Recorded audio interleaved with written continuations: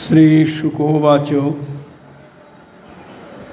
नन्दस्तत्र यदून् प्राप्तान् ज्ञात्वा कृष्ण पुरोगमान्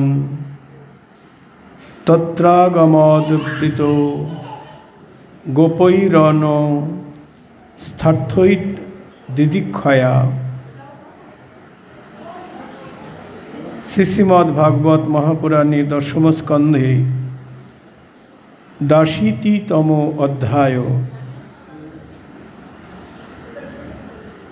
अर्थात 82तम अध्याय। श्री शुकदेव बोलें, परीक्षित, गोपराज नंद जखन जानते पारलेन जे श्रीकृष्ण आदि यादवगण कुरुक्षेत्रे उपनीत हयेछेन, तिनी तत्क्षणात् गोपगण परिवृत हये विविध सामग्री शकटे तुले निज प्रिय पुत्रद्वय श्रीकृष्ण श्री बलराम और अन्यान्यदेर संगे मिलित हওয়ার जन्य সেই স্থানে गमन करलेन। निताई गौर हरि बोल। नंदादि गोपगण के आसते देखे यदुवंशीयगण आनंदे परिपूर्ण हो गेलेन। यादवगण कुरुक्षेत्रे तारा एसेछेन, द्वारका थेके। एदिके नंद महाराज तिनिও कुरुक्षेत्रे एलेन, तादेर संगे मिलित हलेन। और नंदादि गोपगण के देखेई यदुवंशीय अर्थात कृष्णेर वंशधर तारा सबाई आनंदे परिपूर्ण हो गेलेन। मृत शरीरे जेन प्राण संचार हलो। तारा तादेर अभ्यर्थना करबार जन्य उठे दाड़ालेन। तादेर मध्य छिलो परस्परेर संगे मिलित हওয়ার प्रबल इच्छा। मिलने सेई उत्कण्ठार अवसान हलो। मिलित हये तारा उष्ण आलिंगने आबद्ध हलेन। कतदिन देखा हय ना तो, ताई मिलित हलेन, आलिंगन करलेन। प्रेम और आनंद विह्वल श्री वसुदेव नंद के आलिंगन दान करलेन। कृष्ण तो दुजनारई सन्तान, ताई ना, वसुदेव एवं नंद। আমরা জানি এই সংসারের মানুষ অধিকাংশই জানি কৃষ্ণ বসুদেব দেবকীর সন্তান, আর নন্দ যশোদা হলো তাদের পালক মাতা পিতা, তাই না, পালন করেছেন।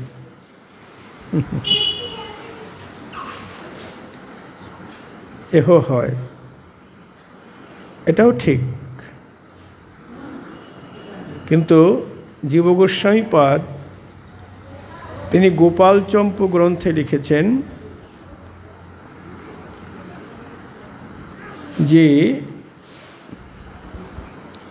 कृष्ण दुइजन, एकजन हलेन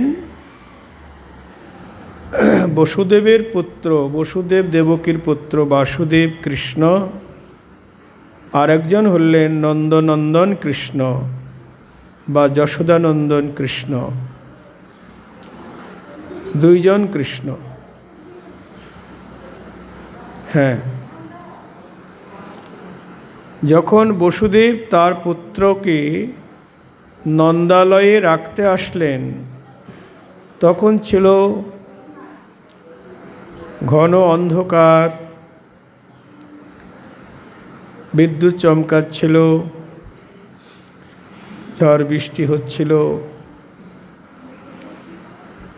ता वसुदेव जखन तार पुत्र के राखते आसे सेखाने यशोदार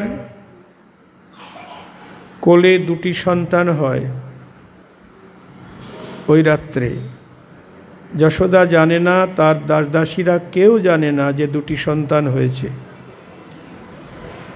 এটা যোগমায়ার ইচ্ছা। আপনারা সবাই জানেন রাত 12টায় কৃষ্ণের জন্ম হয়েছে। হ্যাঁ, ঘুমিয়েছিলেন যশোদা। এই জগতে যদি কারো সন্তান হয়, সেই মা কি ঘুমিয়ে থাকে গো? জয় রাধে। আর যশোদা ঘুমিয়েছিলেন, ওই অবস্থায় তার দুটি সন্তান হলো, একটি ছেলে আর একটি মেয়ে।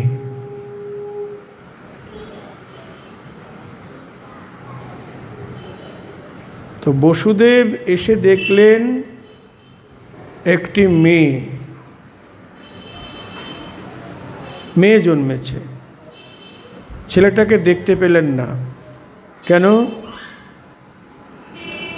তার পুত্র তিনি যখন রাখতে গেলেন, তখন নন্দনন্দন কৃষ্ণ শরীরে তার পুত্র মিশে গেল। নন্দনন্দন অর্থাৎ যশোদানন্দন কৃষ্ণের শরীরে বসুদেব পুত্র বাসুদেব মিশে গেলেন। নন্দ জানল যে আমার পুত্রকে আমি রেখে গেলাম। তিনি জানলেন কন্যা জন্মেছে, কন্যাটিকে নিয়ে চলে গেলেন। নন্দনন্দন কৃষ্ণ হলেন স্বয়ং ভগবান। চৈতন্য চরিতামৃতে বলা আছে, স্বয়ং ভগবানের অবতার কাল যে সময় হয়, আর সব অবতার রাশি তার শরীরে মিলয়। যখন স্বয়ং ভগবান অবতীর্ণ হন, অন্যান্য সব ভগবান এসে তার শরীরে মিলিত হয়। হরি বল। তা বসুদেবের পুত্র বাসুদেব কৃষ্ণ নন্দনন্দন কৃষ্ণ শরীরে মিলিত হলেন। তাহলে একদিকে নন্দ মহারাজ বা যশোমতী কৃষ্ণের পালক মাতা পিতা, তাই না? বসুদেবের পুত্রকে পালন করেছেন তারা, কিন্তু একসঙ্গে দুটি সন্তানকেই তারা পালন করেছেন, জন্মও দিয়েছেন, পালনই করেছেন। আবার বসুদেবের পুত্র বাসুদেব কৃষ্ণ তিনি বৃন্দাবন থেকে মথুরায় চলে গেলেন অক্রূরের রথে করে, তাই না? আমরা জানি সবাই যে অক্রূর এসে কৃষ্ণকে নিয়ে চলে গেল, কিন্তু কৃষ্ণ নিজেই বলেছেন যে বৃন্দাবনং পরিত্যজ্যম পাদমেকম ন গচ্ছতি। কৃষ্ণ বলেছেন বৃন্দাবন পরিত্যাগ করে আমি এক পাও কোথাও যাই না। এটা কথা যদি সত্য হয় কৃষ্ণের কথাটা, তাহলে অক্রূরের রথে কে গেল? উনি তো বলছে বৃন্দাবন পরিত্যাগ করে এক পাও কোথাও যাই না। হ্যাঁ, ঠিকই বলেছেন। বৃন্দাবনের কৃষ্ণ তিনি বৃন্দাবনেই থাকেন, তিনি বৃন্দাবন ছেড়ে কোথাও যান না। তাহলে অক্রূরের রথে কে গেল? না, বসুদেবের পুত্র বাসুদেব কৃষ্ণ অক্রূরের রথে চলে গেল। নিতাই গৌর হরি বল। ওই যে বসুদেব রেখে গিয়েছিল, সেই কৃষ্ণই চলে গেল। বৃন্দাবনের কৃষ্ণ বৃন্দাবনেই রইল।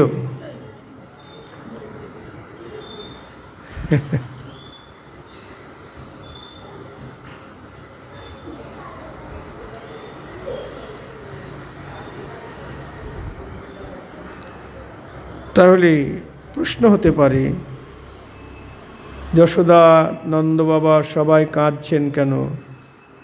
কৃষ্ণ হারা হয়ে রাধারানী আদি গোপীগণ কাঁদছেন কেন? কৃষ্ণকে হারা হয়ে কাঁদছেন।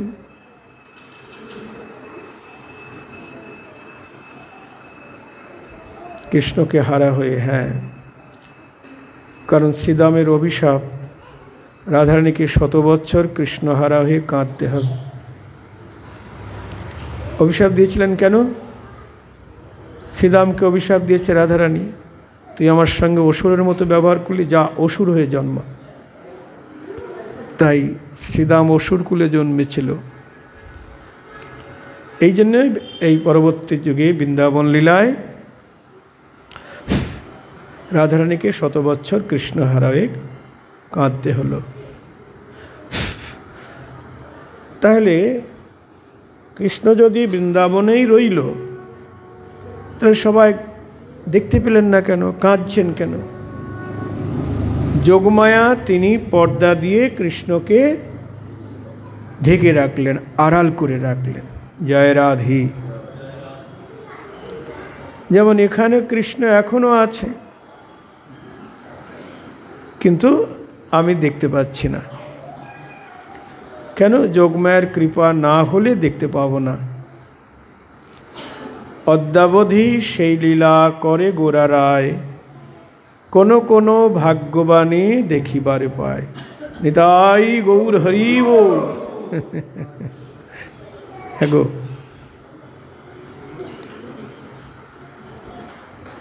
কোনো কোনো ভাগ্যবান দেখিবারে পায়। তাই অপ্রাকৃত লীলা। কতদিন পরে দেখা হলো।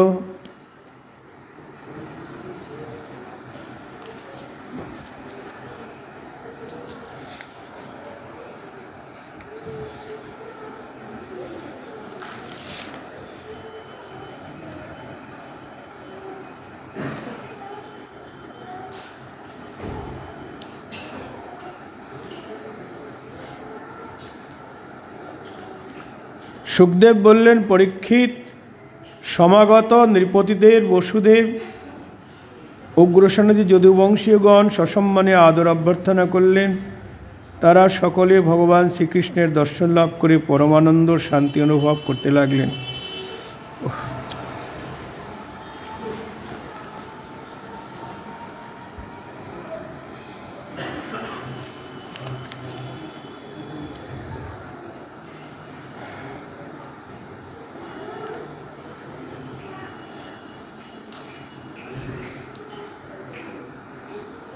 এবার সবাইকে আলিঙ্গন করলেন। যদুবংশীয়রা নন্দবাবাকে তারা প্রণাম, আলিঙ্গন ইত্যাদি করলেন। প্রেম ও আনন্দ বিহ্বল বসুদেব নন্দকে আলিঙ্গন দান করলেন। তার এক এক করে সব কথা মনে পড়তে লাগল। কংসের অত্যাচার, নিজ পুত্রকে গোকুলে নিয়ে গিয়ে নন্দের গৃহে সুরক্ষিত করা, সব কিছু। বসুদেব যখন নন্দকে আলিঙ্গন করলেন, তখন বসুদেবের সব কথা মনে পড়ছে, যে পুত্রকে রাতের অন্ধকারে রেখে এসেছিলাম গোকুলে। ভগবান শ্রীকৃষ্ণ বলরাম তারা জনক জননী নন্দ যশোদাকে আলিঙ্গন দান করে তাদের চরণে প্রণাম করলেন। পরীক্ষিত, তখন প্রেমাবেগে তাদের কণ্ঠ বাকরুদ্ধ হয়ে গেল। তারা কোনো কিছু বলতে সক্ষম হলেন না। মহাভাগ্যবতী যশোমতী ও নন্দ পুত্রদ্বয়কে কোলে জড়িয়ে ধরলেন, বাহুযুগল দ্বারা তাদের উষ্ণ আলিঙ্গন দান করলেন। বহুকাল না দেখা হওয়ার যে দুঃখ ছিল তাদের, তা সম্পূর্ণভাবে মুছে গেল। শ্রী রোহিণী ও দেবকী ব্রজেশ্বরী যশোদাকে আলিঙ্গন করলেন। শ্রী যশোদার বন্ধুত্বের কথা স্মরণ করে তাদের কণ্ঠ বাকরুদ্ধ হল। তারা যশোদাকে বলতে লাগলেন, হে যশোদা রানী, আপনিও ব্রজেশ্বর নন্দ আমাদের যা উপকার করেছেন তার ঋণ পরিশোধ কখনো করতে পারবো না। ইন্দ্রের ঐশ্বর্য দান করেও নয়। হে নন্দরানী, এমন অকৃতজ্ঞ জগতে বিরল যে আপনাদের উপকার ভুলে যাবে। যশোদাকে এই কথা বলছেন বসুদেব এবং দেবকী। বলছেন, হে দেবী, যখন বলরাম ও কৃষ্ণ তাদের মা বাবাকে দেখেননি, সেই সময় এদের পিতা রক্ষা করবার জন্য আপনাদের হাতে তাদের তুলে দিয়েছিলেন। আপনারা নয়ন ও পল্লব সম এই দুই নয়নের মণিকে সযত্নে রক্ষা করেছিলেন। এদের লালন পালন করেছেন, ভালোবাসা দিয়েছেন, আনন্দে রেখেছেন। তাদের কল্যাণ কামনায় বহু উৎসবের আয়োজনও করেছেন। সত্যি সত্যি এদের মা বাবা আপনারাই।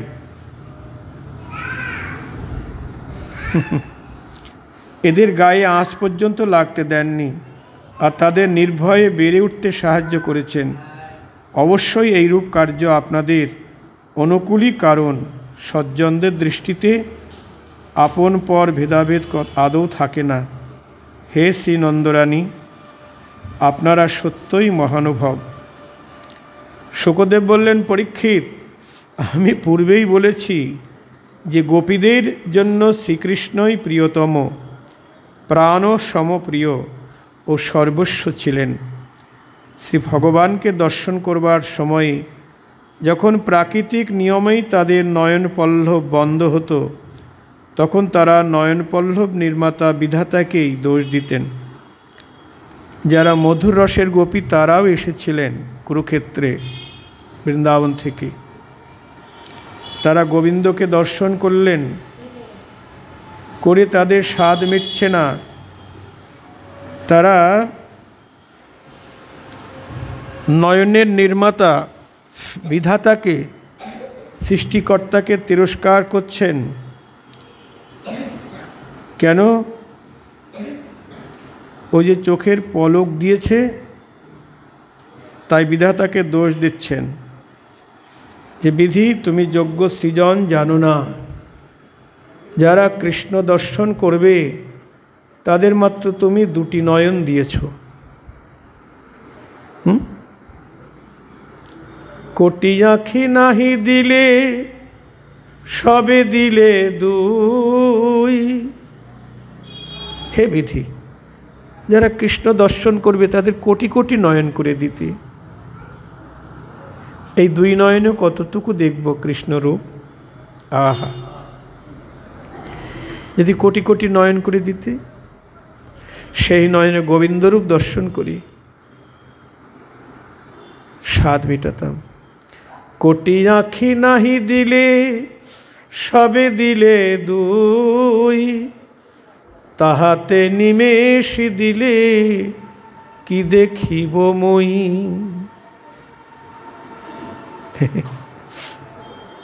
যদিও দুটি নয়ন দিয়েছ, তাতেও আবার নিমেষ দিয়েছ, পলক দিয়েছ। হে বিধি, কেন পলক দিলে? যখন পলক পড়ছে তখন তো দর্শনে বিঘ্ন হচ্ছে। তাই গৌর হরি বল।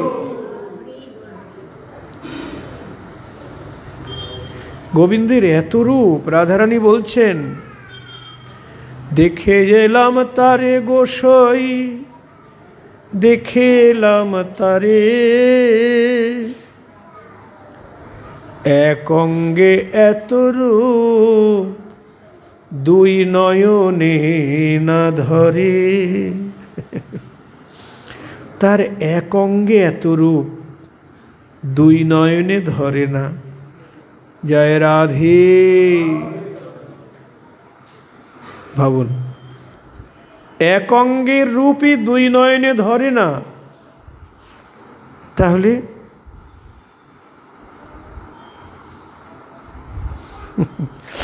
আমরা এই জগতে কোনো সুন্দর রূপ দর্শন করলে এটা দেখেছি, আর নতুন কি আছে, চলো দেখি যাই।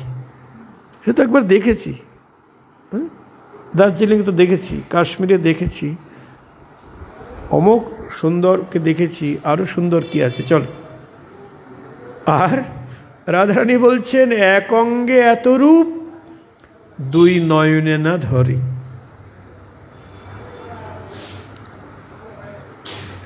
একজন নদিয়ার রমণী, সে গৌরাঙ্গ রূপ দর্শন করে বলছেন, গৌরাঙ্গ রূপ দর্শন করে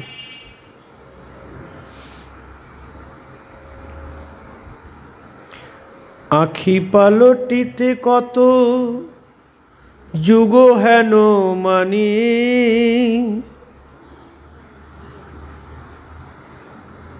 আখি পালটিতে কত যুগ হেন মানি।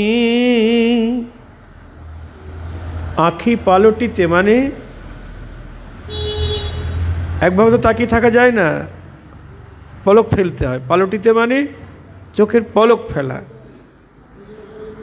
যখন চোখের পলক ফেলি তখন আমার কি মনে হয় জানিস? এক রমণী আর এক রমণীকে বলছেন, আখি পালটিতে কত কত যুগ হেন মানি, যেন কত যুগ দেখি নাই রে। বলি এক পলক না দেখিলে মনে হয় কত যুগ দেখি নাই রে। এক পলক না দেখিলে আমার ভুবন মোহন গোরা রূপ, এক পলক না দেখিলে মনে হয় কত যুগ দেখি নাই রে। আখি পালটিতে কত যুগ হেন, এক যুগ নয় কত যুগ, যেন কত যুগ দেখি না। তাই হিয়ার মাঝে গাঁথি থব গোরা রূপখানি, আমি বাহিরে আর রাগব না রে। অন্তরে লুকায়ে থব, বাহিরে আর রাগব না রে। অন্তরে লুকায়ে থব আমার ভুবন মোহন শ্রী গৌরাঙ্গ, অন্তরে লুকায়ে থব বাহিরে রাগব না। তা দেখুন,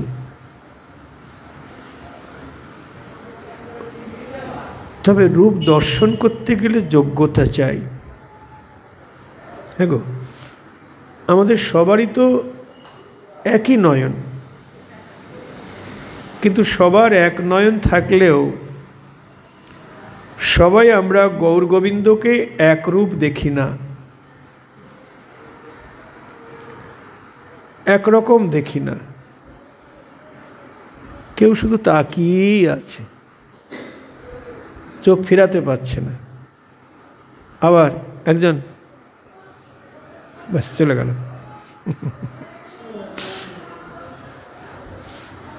তাহলে দর্শন করতে গেলে যোগ্যতা চাই। একই ব্যক্তিকে সবাই দর্শন করছে। বৃন্দাবনের কথাই ধরুন, বৃন্দাবনে একই কৃষ্ণকে সবাই দর্শন করছে, সবার নয়নে কি একরকম ধরা পড়ছে? না।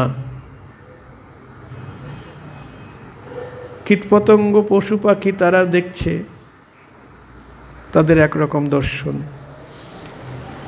যারা দাস্যরসের ভক্ত, দাস্যপ্রেমে তাকে ভালোবাসছেন, তুমি প্রভু আমি দাস।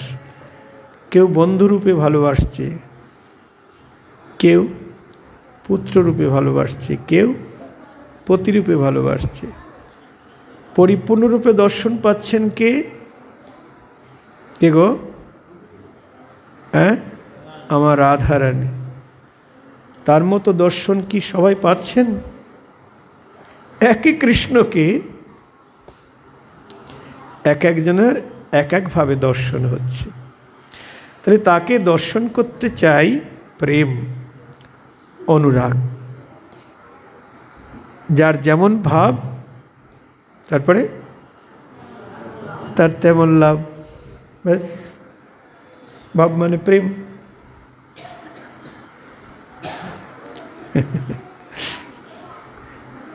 প্রেম ছাড়া দর্শন হবে না।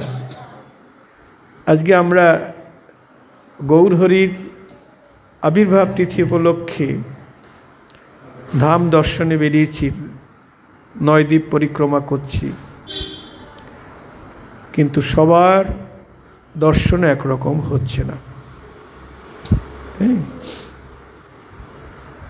আমি বৃন্দাবন অনেকবার গেছি, নবদ্বীপও অনেকবার গেছি। হ্যাঁ, গেলেই তো শুধু হবে না, অনুভব করতে হবে। নবদ্বীপ হেন স্থান ত্রিভুবনে নাই, জহি অবতীর্ণ হলেন চৈতন্য গোসাই। তাই গৌর হরি বল।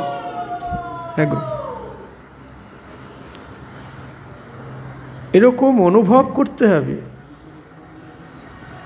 এই সেই জায়গা। এখানকার মাটিতেই তো কলিযুগ পাবন অবতার, সর্ব অবতারীর অবতারী রাধাকৃষ্ণের মিলিত তনু, মহাভাবের প্রেমের ঠাকুর গৌর হরি আবির্ভূত হয়েছেন। এই সেই নবদ্বীপ। এমন স্থান ত্রিভুবনে নাই। নবদ্বীপ হেন স্থান ত্রিভুবনে কোথাও নাই। ত্রিভুবন মানে স্বর্গ, মর্ত্য, পাতাল। কিন্তু মানুষ এই ঘরের কাছে বাস করে নবদ্বীপ আসতে পারছে না, নদিয়ায় বাস করেই নবদ্বীপ আসতে পারছে না। কিন্তু পৃথিবীর এক প্রান্ত থেকে অন্য প্রান্তের মানুষ এখানে ছুটে আসছে নবদ্বীপ দর্শন করবার জন্য।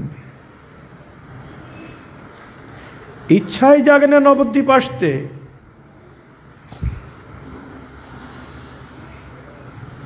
কি করে জাগবে? গৌরহরিকে জানলে তো তবেই নবদ্বীপে আসা যাবে। গৌরহরির সঙ্গে ভালোবাসা হলে তবে তো নবদ্বীপে আসতে ইচ্ছা হবে। তো গৌরহরির সঙ্গে তো দেখা সাক্ষাৎ নাই, বা তার কথাবার্তা শোনা হয়নি। গৌরাঙ্গ বলে কেউ যে এসেছেন নবদ্বীপে এটা জানেই না। যোগী ন্যাসী কর্মী জ্ঞানী অন্য দেব পূজক ধ্যানী, জগৎ জুড়ে এইগুলিই বেশি। হ্যাঁ গো, হরিভক্ত দুর্লভ। বলছেন কোটি কর্মনিষ্ঠ ব্যক্তির মধ্যে একজন হয় জ্ঞানী, কোটি জ্ঞানীর মধ্যে একজন হয় মুক্ত, কোটি মুক্ত পুরুষের মধ্যে দুর্লভ এক কৃষ্ণ ভক্ত। সেই কৃষ্ণ ভক্তের স্বভাবটা কেমন? কৃষ্ণ ভক্ত নিষ্কাম, মানে কামনা নেই, নিষ্কাম, তার অন্তরে কোনো কামনা নেই। কৃষ্ণ ভক্ত নিষ্কাম, অতএব শান্ত। আর ভক্তি মুক্তি সিদ্ধি কামী সব অশান্ত।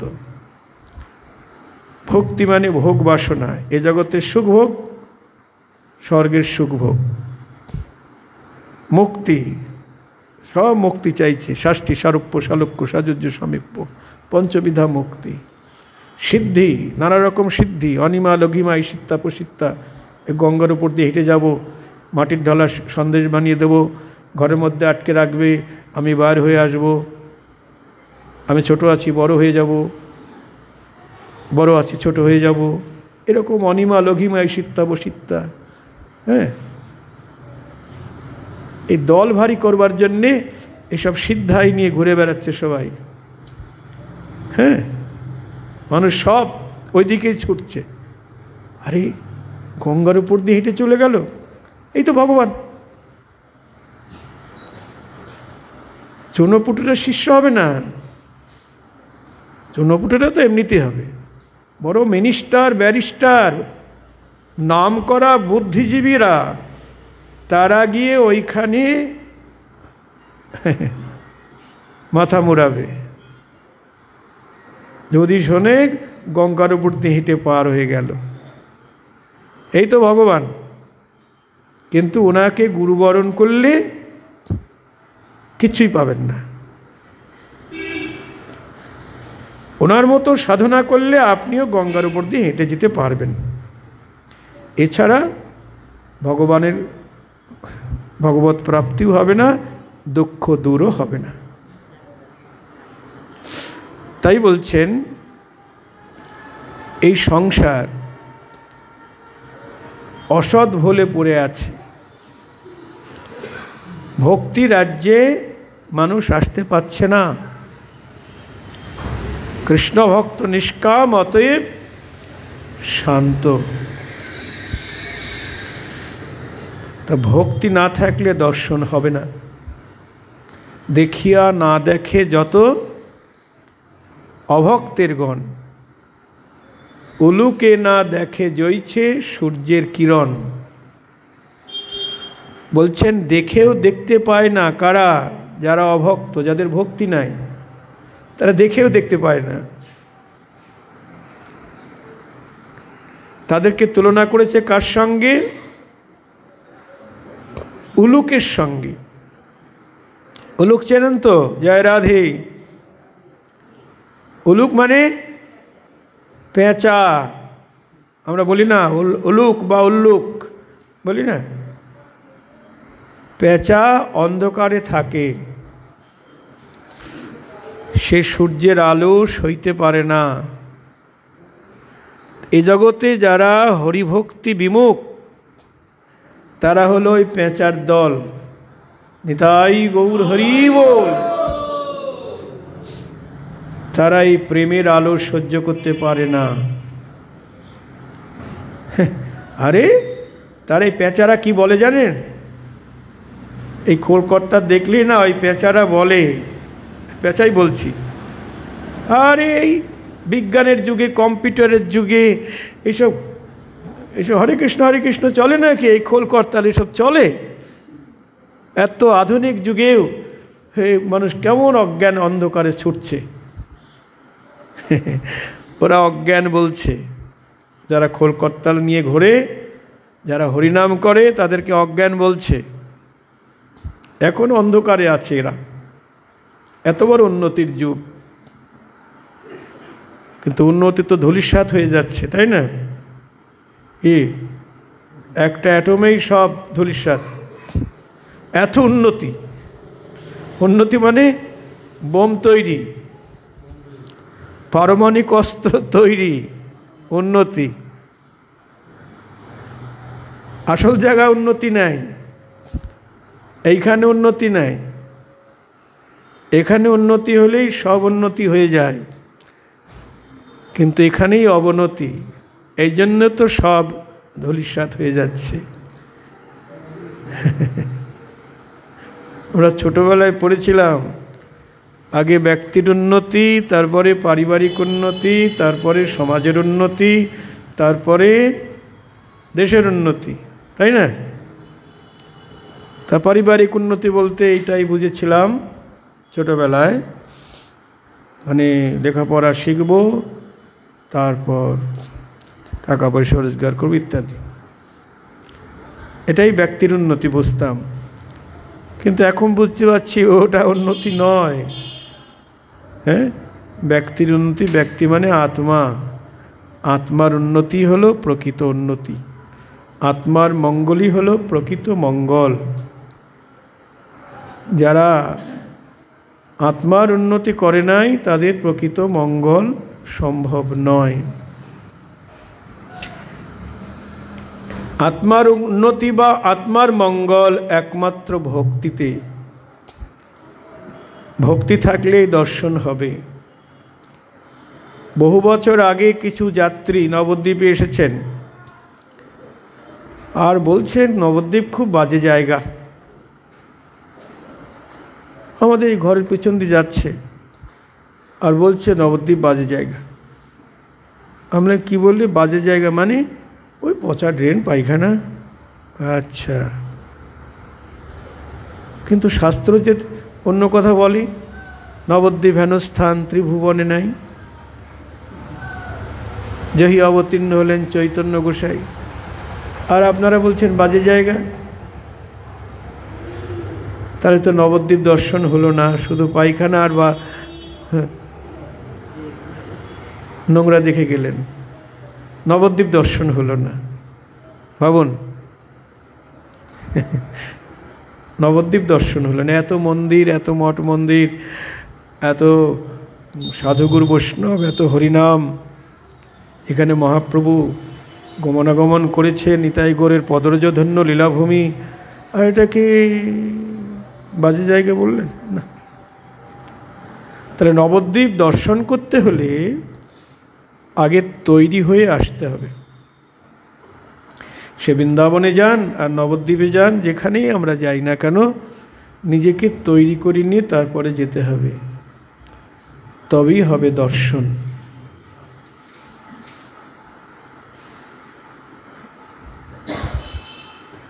তা কৃষ্ণকে আস্বাদন করতে গেলেও ওই রকম যোগ্যতা চাই। যার যেমন যোগ্যতা সে সেরকমই তাকে আস্বাদন করবেন। সবচাইতে পরিপূর্ণরূপে আস্বাদন করছেন আমার রাধারানী। ব্রজসুন্দরীগণ তারা নয়নের নির্মাতা সৃষ্টিকর্তাকে তিরস্কার করে বলছেন যে বিধি তুমি সৃজন জানো না, যারা কৃষ্ণ দর্শন করবে তাদের দুটি নয়ন দিয়েছ, আবার যদিও বা দুটি দিয়েছ তাতে আবার পলক দিয়েছ। কেন পলক দিলে? কীর্তনিয়াগণ আখর দেয়, কেন মিনের নয়নে দিলে না গো। মিনের নয়ন মানে মাছের নয়ন কেন দিলে না? মাছের তো পলক নাই, তাকিয়ে তাকিয়ে ঘুমায়। হরি বল।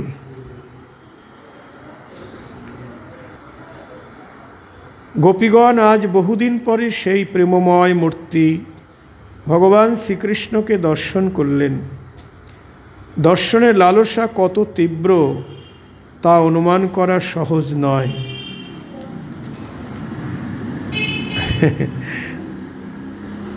আমি দর্শন করছি কৃষ্ণকে, সেটা তো আমার অনুভবে, আমার অনুভবে আমি কেমন দর্শন করছি, অন্যজনা তো বুঝবে না।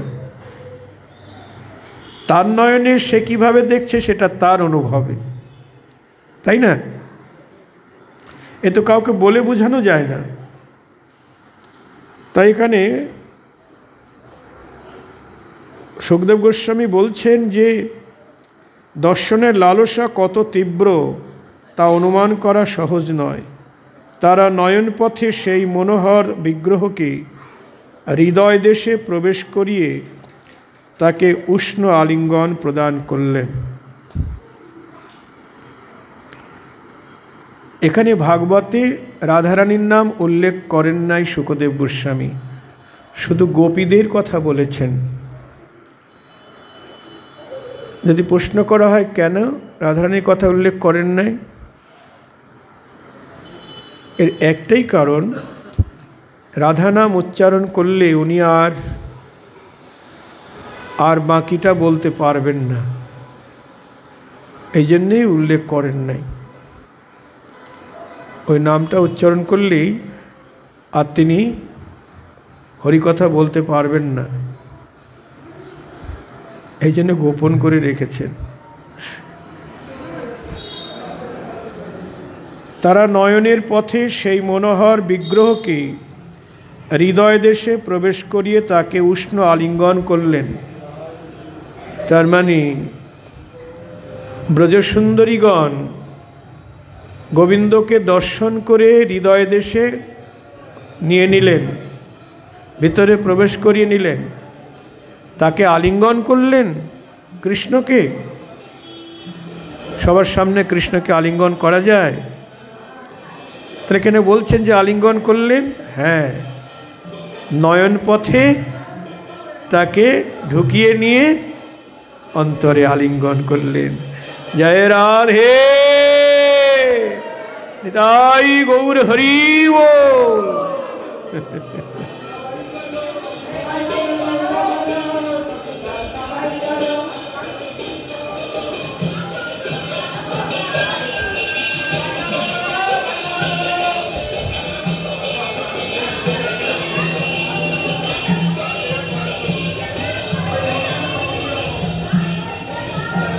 আলিঙ্গন দানকালী তারা তার চিন্তায় বিভোর ছিলেন। হে পরীক্ষিত, আর কত বলবো? তাদের তন্ময় ভাব এত গভীর ছিল যে তা অভ্যাসে নিত্যযুক্ত যোগীদের পক্ষেও দুর্লভ বলা যেতে পারে। তারা হিয়ার মাঝে ধরে আলিঙ্গন করলেন এবং তন্ময়তা প্রাপ্ত হয়ে গেলেন। এটা যোগীদের পক্ষেও অসম্ভব। যোগীরা তো এই রূপ দেখতে পায় না। তারা গোবিন্দের যে পরমাত্মা সেটাকে অনুভব করে আনন্দ পায় অন্তরে। আর ব্রজসুন্দরীগণ গোবিন্দের ওই ভুবনমোহন রূপ নয়ন পথে নয়নের দ্বার দিয়ে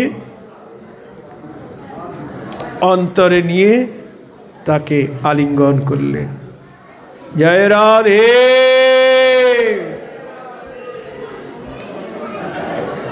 গোপীগণকে ভক্তিভাবে তার সঙ্গে একাত্ম হতে দেখে তিনি তাদের সঙ্গে একান্তে মিলিত হলেন এবং আলিঙ্গন কুশল জিজ্ঞাসা করে অতঃপর তিনি সহাস্য বদনে বললেন, হে সখীগণ, আমরা আত্মীয় স্বজনদের প্রয়োজনে ব্রজ থেকে চলে এসেছিলাম, আর তোমাদের মতন প্রেয়সীদের ছেড়ে শত্রু নাশে কালক্ষয় করেছিলাম। গোবিন্দ বলছেন, কি করব বলো? আত্মীয় স্বজনদের প্রয়োজনে ব্রজ ছেড়ে চলে এসেছিলাম, আর তোমাদের মতন প্রেয়সীদের ছেড়ে শত্রু নাশে আমরা কালক্ষয় করেছিলাম। তারপর বহুদিন কেটে গেছে, তোমাদের কখনো কি আমাদের কথা মনে পড়েছিল? জিজ্ঞেস করছেন। হে পরম প্রিয় গোপীগণ, তোমরা ভেবেছিলে যে আমি অকৃতজ্ঞ আর দোষারোপ করেছিলে আমার উপরেই, কিন্তু এও সত্য যে সংযোগ আর বিয়োগ সৃষ্টিকর্তার ইচ্ছাতেই সংগঠিত হয়ে থাকে। বায়ু যেমন মেঘ তৃণ তুলা ধূলিকণা সকলকে সংযুক্ত করেও আবার স্বচ্ছন্দে বিযুক্তও করে থাকে। বাতাস কোথা থেকে কাকে কোথায় নিয়ে যায়, আবার একসঙ্গে করে দেয়। তেমনভাবেই সমস্ত বস্তুর স্রষ্টা হলেন ভগবান। জগতের প্রয়োজনে সকলের সংযোগ বিয়োগ করে থাকেন। হে সখীগণ, এ এক পরম সৌভাগ্য যে তোমরা আমার সেই প্রেম লাভ করেছ। গোবিন্দ বলছেন, তোমরা আমার সেই প্রেম লাভ করেছ যা আমাকেই লাভ করায়। প্রেম লাভ করা মানে আমাকেই লাভ করা। প্রেম পাওয়া মানেই কৃষ্ণকে পাওয়া। জয় রাধে। প্রেম না পেলে কৃষ্ণকে পেলেও পাওয়া হয় না। বড় মূল্যবান কথা।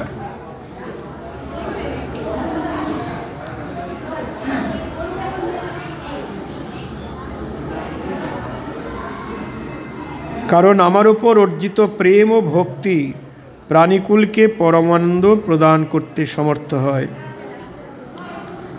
প্রিয় গোপীগণ, যেমন ঘটপটাদি লৌকিক পদার্থের আদি মধ্য অন্তে বাইরে ভিতরে তার মূল উপাদান ক্ষিতি অবতেজ মরুদ্বোম পরিব্যাপ্ত থাকে, তেমনভাবেই সকল পদার্থের আদি অন্তে বাইরে ভিতরে সর্বত্র আমি পরিব্যাপ্ত আছি।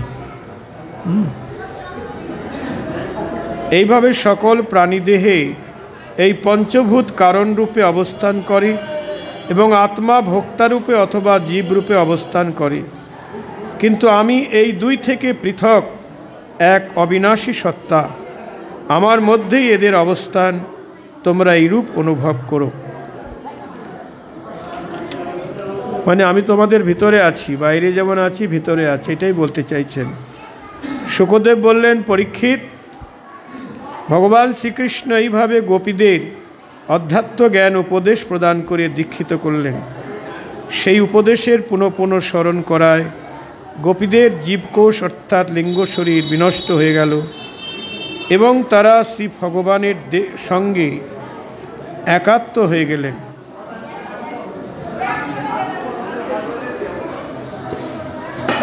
চিরকালের জন্য তাদের শ্রী ভগবান লাভ হয়ে গেল। তারা বললেন, হে পদ্মনাভ, অগাধ বোধ সম্পন্ন মহাযোগীগণ নিজ হৃদয় কমলে আপনার শ্রীপাদ পদ্মের ধ্যান করে থাকেন। শ্রীপাদ পদ্মই সংসার কূপে পতিত ব্যক্তিগণের উত্তরণ একমাত্র অবলম্বন। হে প্রভু, কৃপা করুন, তুচ্ছ লৌকিক কর্মে যুক্ত থেকে যেন ক্ষণিকের জন্য আমাদের আপনার সেই শ্রীপাদ পদ্মের বিস্মরণ না হয়, যেন আমরা তোমাকে ভুলে না যাই, এই কৃপা কর। আজকে এখানেই ভাগবতের বিশ্রাম দিচ্ছি। তবে এখন আমরা যেহেতু এই তীর্থযাত্রীগণ এনারা পরিক্রমা করে এসেছেন নবদ্বীপ বীরনগর থেকে এসেছেন, সেখানে ভক্তিবিনোদ ঠাকুরের পুত্র ছিল ললিতা প্রসাদ ঠাকুর, তারই শিষ্য পরম্পরা, তারা সবাই এসেছেন পরিক্রমা করে। এই নবদ্বীপেই এখানেই সমাপ্তি, এরপরে সবাই আপন আপন গৃহে চলে যাবেন। তাই এখন অন্তর্দ্বীপে আমরা আছি। এই নবদ্বীপটা হলো অন্তর্দ্বীপ, এর এক নাম আতপুর, আগে বহু আগে নাম ছিল আতপুর।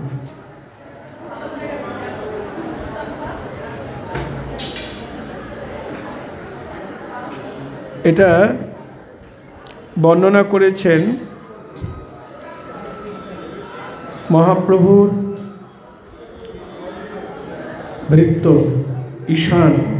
তিনি শ্রীনিবাস আচার্য প্রভুকে বলেছিলেন, ওহে শ্রীনিবাস, এই আতপুর স্থান বহু কালাবধি লুপ্ত হইল এই গ্রাম। পূর্বে অন্তর্দ্বীপ নাম আছিল ইহার, অন্তর্দ্বীপ নাম জইছে কহিসে প্রকার। বহু পূর্বে অন্তর্দ্বীপ নাম ছিল। দাপর যুগেতে কৃষ্ণ ব্রজে বিহরয়, তার মায়া বেশে কেবা মোহিত না হয়। আনেরকা কথা ব্রহ্মা মোহিত হইলা, সখাসহ শ্রীকৃষ্ণের গোবৎস হরিলা। তার মানে আপনারা এই বিষয়ে সবাই জানেন, জ্ঞাত আছেন, এর আগেও আমরা বর্ণনা করেছি। যখন কৃষ্ণের গোবৎস হরণ করলেন ব্রহ্মা, তখন কৃষ্ণের লীলা তিনি নিজেই নিজের শরীর থেকে সকল রাখাল বালক এবং বাছুর রূপ প্রকাশিত করে গোষ্ঠ থেকে ঘরে ফিরলেন এবং ঘরে গিয়ে প্রত্যেক রাখাল বালক রূপে তাদের মায়ের কোলে গিয়ে উঠলেন, মায়ের স্তনক্ষীর খেতে লাগলেন এবং প্রত্যেক গাভীর বাছুর হয়ে গাভীর বাটে মুখ দিয়ে ক্ষীর পান করতে লাগলেন। কারণ ওই মায়েদের কামনা ছিল বহুদিনের, যে গোপাল যদি আমাদের নিজের ছেলে হতো তাহলে আমাদের মামা বলে ডাকতো, আমাদের স্তনক্ষীর পান করত, তবে আমাদের ব্রজে জন্ম সার্থক হতো। যদিও আমাদের ঘরে ক্ষীর স্বর্ণনে চুরি করে খায়, তবু স্বাদ মেটে না। তাই গোবিন্দ যখন বাছুর এবং রাখাল বালক হরণ করলেন, তখন গোবিন্দ ভাবলেন আজকে সবার বাসনা পূর্ণ করব। এবং গাভীদেরও ইচ্ছা ছিল যে কৃষ্ণ যদি আমাদের বাছুর হতো, বাটে মুখ লাগিয়ে ক্ষীর পান করতো, আমাদের পশু জন্ম সার্থক হতো। তা গীতায় বলছেন যে যথামাং প্রপদ্যন্তে স্থান ততই ভজাম্যহম, আমার কাছে যে যা কামনা করে আমি তার সে বাসনা পূর্ণ করি। তাই সেদিন গোবিন্দ নিজেই বহুরূপ ধারণ করে ব্রজবাসীদের সবার বাসনা পূর্ণ করেছিলেন। একদিন নয়, 1 বছর ওই মায়েদের সন্তান হয়েছিলেন, আদর সোহাগ নিয়েছিলেন, মা মা বলে ডেকেছিলেন, গাভীদের বাছুর হয়ে স্তনক্ষীর পান করেছিলেন 1 বছর। তারপরে ব্রহ্মা তার রাজধানীতে গিয়ে দেখলেন রাজধানী দখল হয়ে গেছে, নতুন ব্রহ্মা দখল করে নিয়েছে। তখন ফিরে এসে দেখলেন কৃষ্ণ আবার রাখাল বালক বাছুর নিয়ে চড়াচ্ছে। তখন টনক নড়ল, হায় এগুলি আবার কোত্থেকে এলো, আমি না চুরি করে গুহার মধ্যে লুকিয়ে রেখেছি। তখন গুহার মধ্যে গিয়ে দেখে সব লুকানো আছে। আবার এদিকে তখনই রাখাল বালক বাছুর ফিরিয়ে আনলেন, গোবিন্দের কাছে চরণে লুটিয়ে পড়লেন। হ্যাঁ, তাই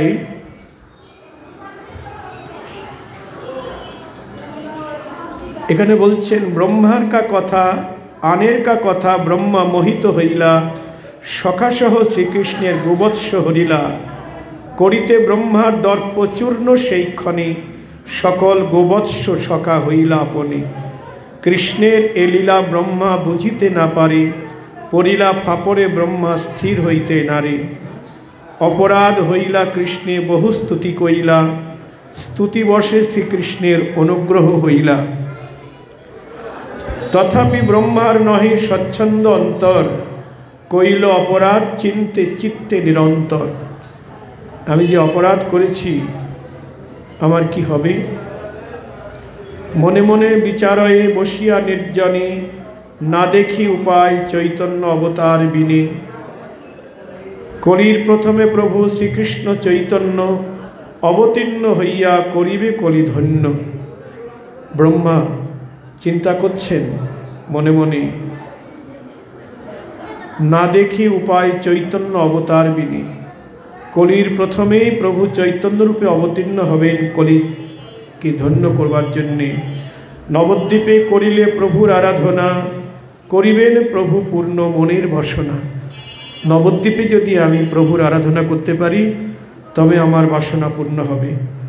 এই বিচারিয়া ব্রহ্মা এই আতপুরী, প্রভুরে আরাধে অতি উল্লাস অন্তরে। তখন এই আতপুরে ব্রহ্মা প্রভুর আরাধনা করতে লাগলেন। নিতাই গৌর হরি বল।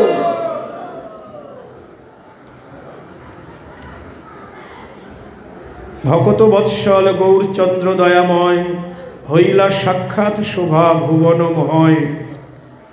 গৌরহরি তখন ব্রহ্মাকে দর্শন দিলেন। অঙ্গের ছটায় 10 দিক আলো করে, কিছার কনক কন্দর্পের দর্প হরে। আজানুলম্বিত বাহু বক্ষ পরিসর, নানা মণিভূষণে ভূষিত কলেবর। আকর্ণ বিস্তৃত নেত্র অদ্ভুত চাহনি, কোটি কোটি চন্দ্র যিনি মুখের লাবণী। সদা মন্দ মন্দ হাসি সুধা বৃষ্টি করে, কে আছে এমন সে ভঙ্গিতে ধৈর্য ধরি। দেখি প্রাণনাথে ব্রহ্মা হইল বিহ্বল, ধরিতে না পারে অঙ্গ করে টলমল। সেইখানে প্রভু গৌরাঙ্গ রূপে ব্রহ্মাকে দর্শন দিলেন। নিতাই গৌর হরি বল। দেখি প্রাণনাথে ব্রহ্মা হইল বিহ্বল, ধরিতে না পারে অঙ্গ করে টলমল। করি বহু স্তুতি সিক্ত হইলা নয়ন জলে, লোটাইয়া পরে প্রভুর পদতলে। দেখিয়া ব্রহ্মার চেষ্টা শচীর নন্দন, কহে সুমধুর বাক্য করি আলিঙ্গন।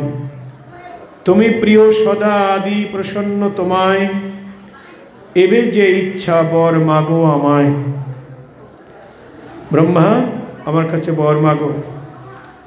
ব্রহ্মা কহে এই কলিযুগে নদিয়াতে, করিবে প্রকট লীলা স্বগত সহিতে সগণ সহিতে। প্রভু তুমি এই কলিযুগে নদিয়াতে তোমার পার্ষদগণকে নিয়ে তুমি প্রকট হবে। সে সময় প্রভু মোরে করি অঙ্গীকার, জন্মাইব নিচকুলে এই ইচ্ছা আমার। প্রভু সেই সময় তুমি আমায় গ্রহণ করবে, আমি নিচকুলে গিয়ে জন্মাবো। বুঝতে পারছেন তো? নিচকুল মানে যবনকুলি, জন্মাইব নিচকুলে এই ইচ্ছা আমার। ওহে প্রভু মোর অভিমান অতিশয়, লোকে ঘৃণা করে যেন ওইছে দণ্ড হয়। যে অভিমানী আমি তোমাকে চিনতে পারি নাই, আমি তোমাকে পরীক্ষা করতে গেছি, যে অভিমানের বশে আমি তোমার রাখাল বালক, অহংকারের বশে তোমার রাখাল বালক তোমার বাছুরগুলিকে অপহরণ করি, আমি কত অপরাধ করেছি। সেই অভিমানের দেহ আমার যেন না থাকে, এই জন্য আমি নিচকুলে জন্মাবো, সবাই আমাকে ঘৃণা করবে। তাই গৌর হরি বল। ওহে প্রভু মোর অভিমান অতিশয়, লোকে ঘৃণা করে যেন ওইছে দণ্ড হয়। ঘুচাইবা আমার দারুণ দুষ্টমতি, করাইবা তোমার শ্রীনামে গাররতি। আমার দুষ্টমতিকে তুমি শোধন করবে, আর করাইবা তোমার শ্রীনামে গাররতি। তোমার নামে যেন আমার গাররতি জন্মে। পূর্বে জইছে মায়ার মোহিত কইলা মরে, তাহা না করিবা প্রভু এই অবতারে। অনুক্ষণ তোমার ভক্তের সঙ্গ চাই, জীবনে মরণে যেন তোমার ধিয়াই। অনুক্ষণ যেন তোমার ভক্ত সঙ্গে থাকতে পারি, আর তোমাকে যেন সবসময় জীবনে মরণে ধ্যান করতে পারি। শুনিয়া ব্রহ্মার বাক্য প্রভুর উল্লাস, প্রভু কহে পূর্ণ হবে তব বিলাস। পাইয়া প্রভুর বর উল্লাস অন্তরে, প্রণমিয়া ব্রহ্মা পুনঃ কহে ধীরে ধীরে। স্বতন্ত্র ঈশ্বর তুমি সকলের পর, কে বুঝিতে পারে প্রভু তোমার অন্তর। নানা লীলা কইবা পূর্ব পূর্ব অবতারে, না জানি কি লীলা এই নদিয়া নগরী। জীবন স্তরিবে তু প্রভু এ অল্প বিষয়, ইথে যে বিশেষ কিছু শুনিতে সাধ হয়। তুমি শুধু জীবকে নিস্তার করবে, এটাই তোমার লীলা। মনে হয় না আরো কিছু ইচ্ছা হয় আমায় শুনতে। শুনিয়া ব্রহ্মার বাক্য চাহিয়া ব্রহ্মা পানি, অন্তরের কথা কিছু কহই তাহানি। ভক্তভাব লইয়া ভক্তির রসাস্বাদিব, পরম দুর্লভ সংকীর্তন প্রকাশিব। প্রভু বললেন আমি ভক্তভাব অঙ্গীকার করি, ভক্তির রসাস্বাদন করব, আর পরম দুর্লভ সংকীর্তন প্রকাশ করব। নানা অবতারের নানাভাবে ভক্ত যেতে, করার ও ব্রজানুগত মধুর রসেতে। ওইছে বাক্যে রাধা প্রেম হৃদয় উথলে, বাঞ্ছাত্রয় কহিতেই ভাসে নেত্র জলে। আমি আর কি করব?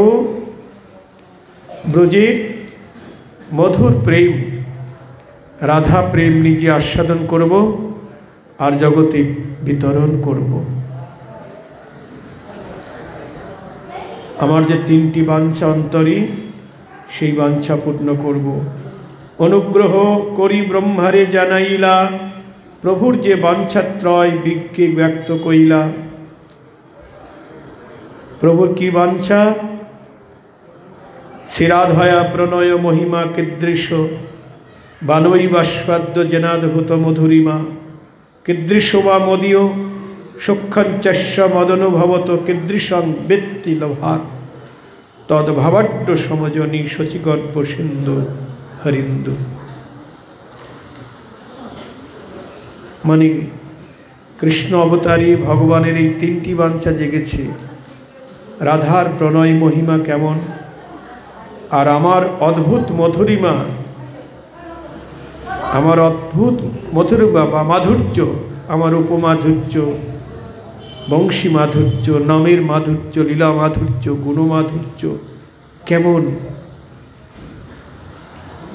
যারা রাধা আস্বাদন করে তা আস্বাদন করব।